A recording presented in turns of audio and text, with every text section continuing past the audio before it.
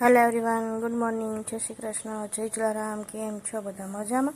તો જો ભાઈ ધૃતિબેન બેસી ગયા છે નાસ્તો કરવા, અને ત્રીશભાઈને નાસ્તો નથી કરવો એટલે આપણે ધૃતિબેન માટે બનાવી દીધી છે રોટલી, અને લંચ બોક્સ માટે બનાવ્યા છે આપણે વ્હાઈટ પાસ્તા, કે જે છે હેલ્ધી. આપણે એમાં મેંદો જરા બી યુઝ નથી કર્યો. જો તમારે રેસીપી જોતી હોય તો કમેન્ટ કરી દેજો, જ્યારે બીજી વખત આપણે બનાવશું યા તો બનાવીને તમને રેસીપી આપી દેશું, કેમ કે સવારે ટાઈમ ન હોય એટલે આપણે રેસીપી નથી બતાવી. આવેગા બેસી ગયા નાસ્તો કરવા. શું છે નાસ્તામાં? એ ભાખરી ને આજ ઘીમાં શેકી દીધી છે તમે. સારું, ચલો હજી આપણે તો નીંદરમાં જ છીએ. નાસ્તો કરશું પછી કાંઈક નીંદર ઉડશે એના જેવું છે. શું કેવું? ટિફિન તો થઈ ગયું છે, પણ એ બધું હવે નીંદરમાં બનતું હોય અત્યારમાં. તો કેમ બોલતા તો બોલવા માંડો છો કે ના? કાંઈક કહેતો તો ખરી. શું કહેતો હતો? કેમ એમ? આટલું શાક તો છે યાર. જો ફ્લાવર બટેરનું શાક, રોટલી, કાલની ખીચડી થોડીક વધી હતી, છાશ બદલે એ ખીચડી આપી દીધી છે. આપણે છાશ નથી લઈ જાવી? સારું, હાલો આપણે ધોઈ દઈએ. અને આજે આટલું બધું શાક તો પડ્યું છે. જો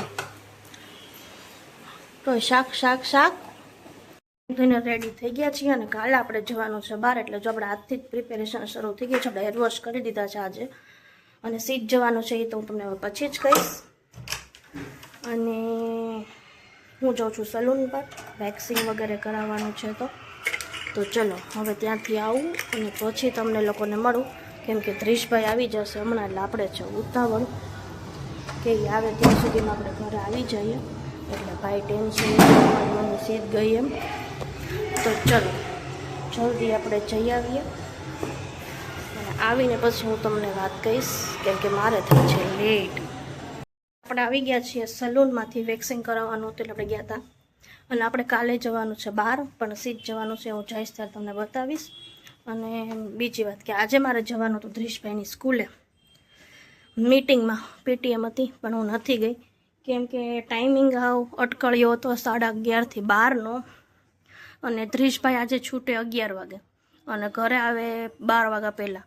એટલે આપણે ન ગયા. એનું મેઇન રીઝન એ હતું કે જો હું ધ્રીશને પિકઅપ કરું તો મારે ઘરેથી 10:30 નીકળવું પડે, અને આવતા આઈ થિંક 12 ઉપર, એટલે 12:15 જેવું થઈ જાય. અને ભાઈ આવી જાય 12 વાગ્યા પહેલાં. એટલે ઘરે જો હું એને વાનમાં આવવા દઉં તો એ મારી પહેલાં આવી જાય, અને જો હું એને પિકઅપ કરું તો મારે 10:30 નીકળવું પડે, અને ખોટી 2-3 કલાક બગડે. અને બતાવવાના ખાલી એની ટેસ્ટ બુક જ છે, જેની વીકલી ટેસ્ટ હોય છે દર ટ્યુઝડે, એ એની ટેસ્ટ બુકમાં લે છે. અને એ જ ટેસ્ટ બુક એ લોકો ત્યાં રહેવા દે છે, કે ઘરે નથી આપતા. તો એ ટેસ્ટ બુક બતાવવાનો હોય છે, એનાથી વધારે કાંઈ હોતું નથી. એટલે ભાઈ આપણે નથી ગયા. જો પ્રશાંતિ રજા રાખી હોત તો આપણે જશે, બાકી ન ગયા. અને આપણે સલૂનમાંથી આવી ગયા છીએ. હવે બસ ત્રીશભાઈ જો આવવા જ જોઈએ, ટાઈમ થઈ ગયો છે. હવે આવે પછી આપણે જોઈએ, કેમ કે ભાઈ ટીવી જોવા જ બેસશે. આજ તો વહેલો જમવા નહીં બેસે, કેમ કે ધૃતિ આવશે 1 વાગે. વાગી ગયો છે 1, અને બેસી ગયા છે જમવા. શું છે જમવામાં ધૃતિબેન? એ થોડોક આગો બે જમાડું. જો અમારે ભાઈ છે ને રિહાઈ ગયા છે થોડાક. કેવું લાગ્યું ધૃતિ? આ મોઢું નથી બતાવવા દે તો આમ બે ને. સારું, ચલો ભાઈ જમી લઈ બે શાંતિથી, કેમ કે ભૂખ વડકા થાય છે ધ્રીશભાઈને. હા 12:15. ધૃતિબેન શું કરો છો? જો આપણે મંગાવી લીધા છે સમોસા નાસ્તા માટે, હે ને? આ તો નાસ્તામાં ખાશું. બધા મોટા એ મોટા જ હોય. ટેસ્ટ કર ચાલ જલ્દી, એટલે મારા પછી ઠરી ન જાય. ધૃતિબેન ગરમા ગરમ લઈને આવ્યા છે.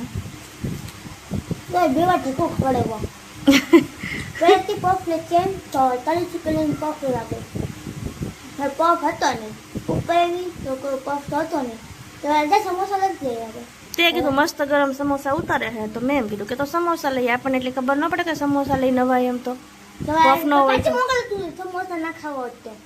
હવે જાને. સારું, ચલો આપણે ગરમા ગરમ ખાઈ લઈએ, બરાબર ને?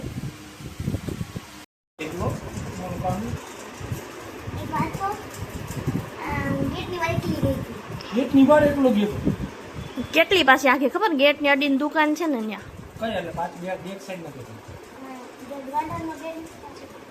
હું એટલું બધું તું પહોંચી ગયો ઓલી લે મોડી ગેટની બહાર હું પગે ન મૂક્યો કે બિચારી પછી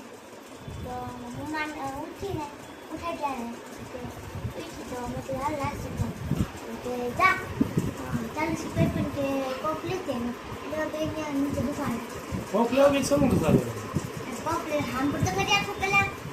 વચ્ચે નહીં બોલવાનું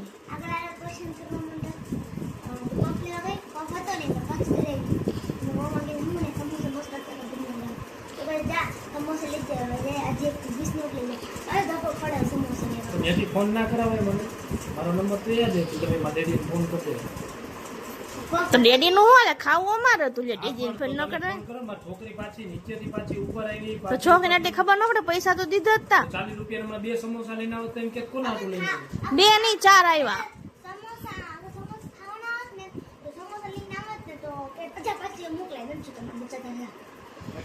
ઈ સમોસા વાળો તને તેથી છેતરી ગયો તેથી તું કેટલા સમોસા લઈ આવ્યો તો ઉભી રહે નીચે દીધા ત્યારે 15 રૂપિયાનો સમોસો આપે આપણે તે તેથી કેટલા લીધા હતા બહુ બધું યાદ ના આવે. હા હા મને ખબર છે ને 150 કેવા કહી દીધા પછી પાછા નતો 30 લઈ ગયો યાર પછી હા તો 200 લીધા હતા ને ટોટલ 200 લીધા હતા સમોસા 2400 રૂપિયા ખાલી પાછા 200 સમોસા લઈ ગયા 200 ને ઈ તને છેતરી ગયો 10 રૂપિયાના સમોસા આવે પછી યાર ઓલો બાટલાનો હતું ને એટલે લીધા હતા. હા એવું હોય છે હા હા બરાબર મેં તો આ કેમ આવું થયું 15 રૂપિયા તો લે જ છે. ના ના 10 રૂપિયાના જ એટલે 20 ની નોટ પાછી લઈને આવી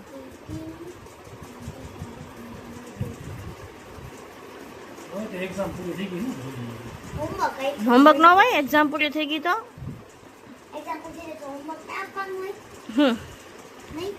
થોટ નિશાળીઓ છે એ તો એક્ઝામ હોય ને એટલા જ દિવસ હોમવર્ક ન આપે ચલો તો હવે આપણે આવી ગયા છીએ નીચે 3rd ફ્લોર પર બર્થડે સેલિબ્રેશનમાં તો જો ભાઈ આવી રીતનું બર્થડે સેલિબ્રેશન છે ને બહાર લોબીમાં જ કરી દીધું છે આપણે સેલિબ્રેશન અને આપણે આવી ગયા છીએ બર્થડેમાં તો જો હું તમને બતાવું કે ભાઈ કેવી રીતનું સેલિબ્રેશન હતું અને શું હતું